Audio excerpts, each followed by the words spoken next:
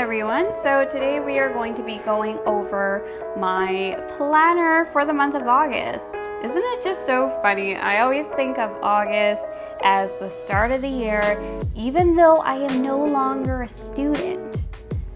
Weird, right?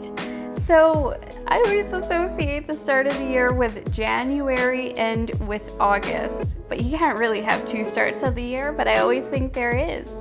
So I am using a whole bunch of trackers that I have purchased through bundles on Etsy, and these were from planner Etsy shops. I have a reading habit tracker used to look at various sorts of data just to keep tracking how often I am reading.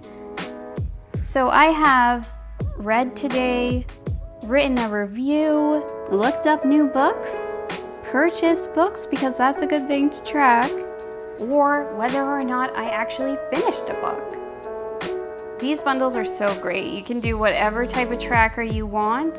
You can also make your own habit trackers, but I am really excited to see exactly how this is going to get filled out by the end. And I don't know if I want to do colors or if I don't want to do colors, because if I use colors when I am tracking and I am writing my notes, that means I have to be consistent. So those are important things to do when you are writing out your trackers. Think of exactly how you want to track. Do you want to do colors? Do you want to not do colors? Do you want to color it in at the very end? You can do that as well and just use symbols for now. Gratitude jars are so good. I swear there is data and research on the benefits of gratitude.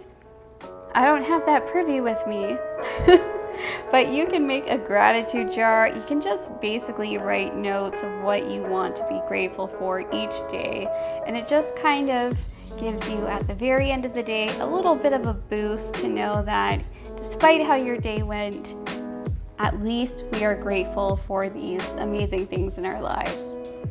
So we are now moving on to the weekly view, and I just love to have a weekly view so that I know exactly what is going on in the week.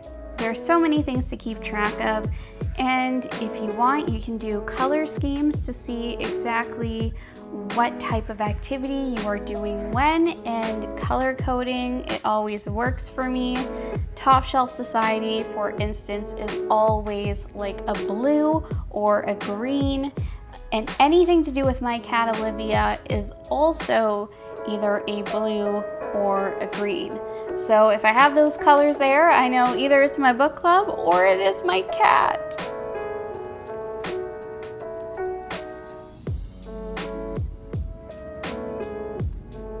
These pens, I have never purchased them before, but they are these Paper Mate pens, and I am just loving them. They are just so vibrant and beautiful and nice, and they look so good. And of course, I have my mid-liner highlighters. Those are just amazing. And you can even purchase at Staples your own individual highlighter, so you don't have to get a pre-made package. So I just picked all of the colors that matched my actual duotang.